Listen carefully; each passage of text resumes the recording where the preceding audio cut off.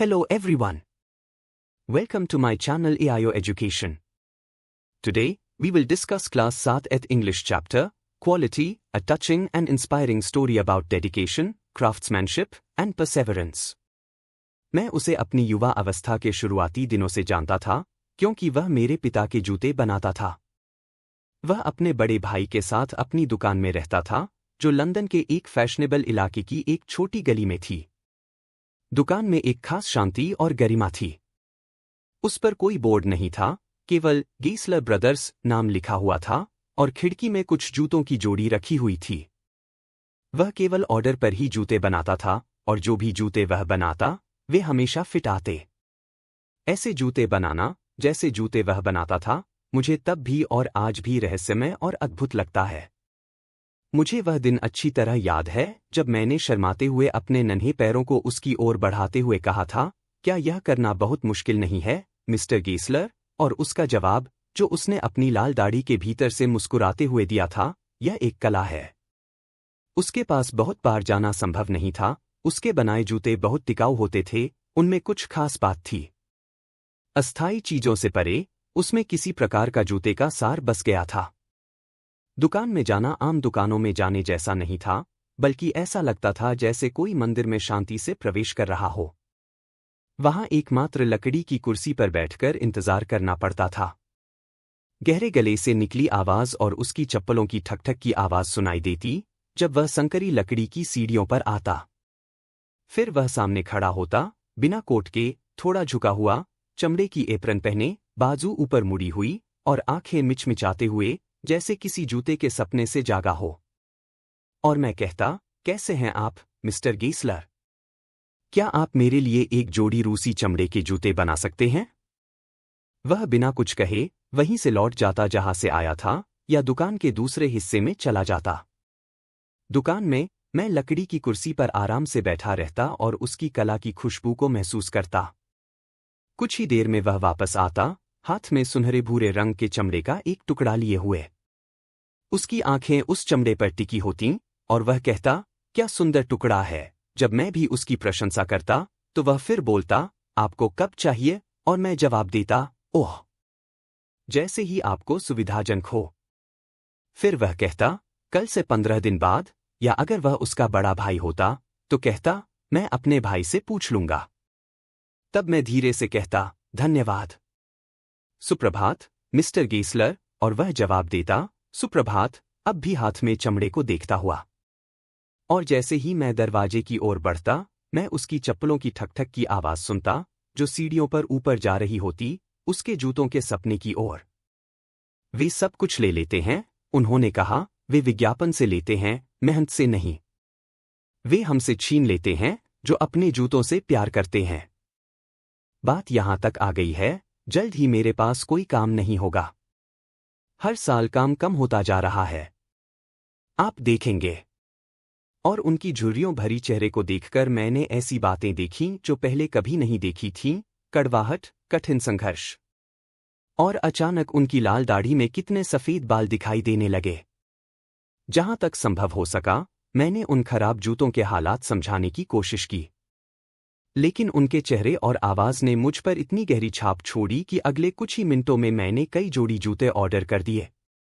वे पहले से भी अधिक टिकाऊ निकले। और मैं लगभग 2 साल तक उनके पास नहीं जा सका।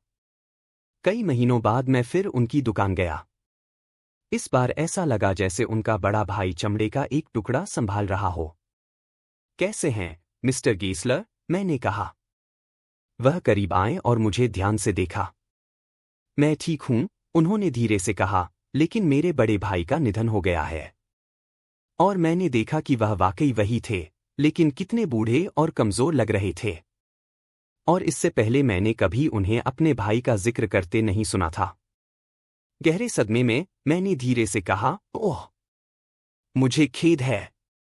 हाँ, उन्होंने जवाब दिया, वह अच्छे इंसान थे, अच्छे जूते बनाते थे। लेकिन अब वह नहीं रहे, और उन्होंने अपने सिर के ऊपर हाथ रखा, जहां बाल अचानक इतने पतले हो गए थे, जैसे उनके भाई के सिर पर थे, शायद यह उनके निधन का कारण बताने के लिए।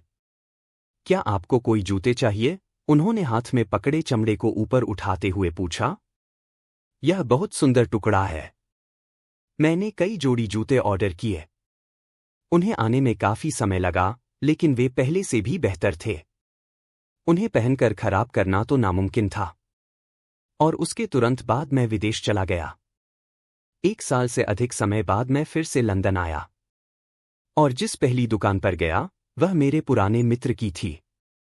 मैंने एक 60 साल के व्यक्ति को छोड़ा था, लेकिन जब लौटा तो वह 75 साल का, कमजोर और थकाहारा लग रहा था, जिसने पहली बार मुझे सचमुच पहचाना ही नहीं। क्या आपको जूते चाहिए? उन्होंने कहा। मैं उन्हें जल्दी बना सकता हूं, अभी समय खाली है। मैंने जवाब दिया, कृपया, कृपया। मुझे हर तरह के जूते चाहिए। मैंने उन जूतों की उम्मीद छोड़ दी थी, लेकिन एक शाम वे आ गए। एक एक करके मैंने उन्हें पहना। आकार, फिटिंग, फिनिशिंग और चमड़े की गुणवत्ता में वे अब तक के सबसे बेहतरीन जूते थे जो उन्होंने बनाए थे। मैं तुरंत नीचे भागा, एक चेक लिखा और अपने हाथों से जाकर उसे पोस्ट कर दिया। 1 हफ्ते बाद, उसी गली से गुजरते हुए मैंने सोचा, उनके पास जाकर बताऊं कि नए जूते कितने शानदार फिट हुए हैं।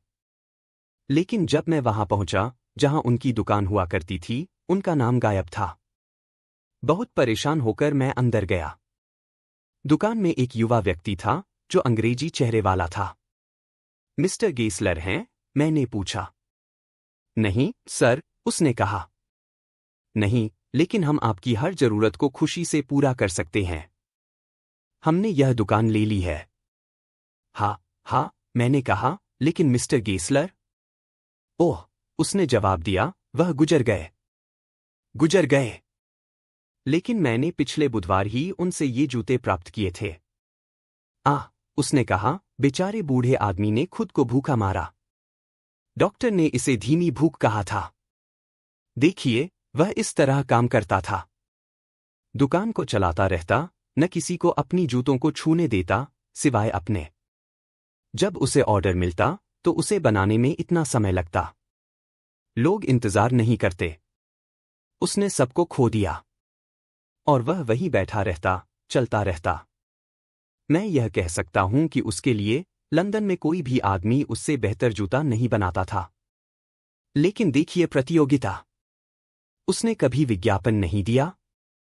वह सबसे अच्छा चमड़ा भी रखता था, और सब कुछ खुद करता था। खैर, यह है। आप उसकी सोच से क्या उम्मीद कर सकते थे? लेकिन मुझे नहीं पता। वह नियमित रूप से अपनी अंगीठी बुझा देता था। वह एक विशेष व्यक्ति था। लेकिन उसने अच्छे जूते बनाए। हाँ, मैंने कहा, उसने अच्छे जूते बनाए। यह थोड़ा बड़ा अच्छा हो सकता है, जैसा कि कहते हैं, लेकिन मैं जानता हूं कि वह दिन रात अपने जूतों पर बैठा रहता था, आखिरी समय तक। देखिए, मैं भी जानता था। उसे देखिए। उसने कभी खुद को खाने का समय नहीं दिया, घर में एक पैसा भी नहीं था। सारा पैसा किराए और चमड़े में चला जाता था। वह इतने लंबे समय तक कैसे जीवित रहा, मुझे।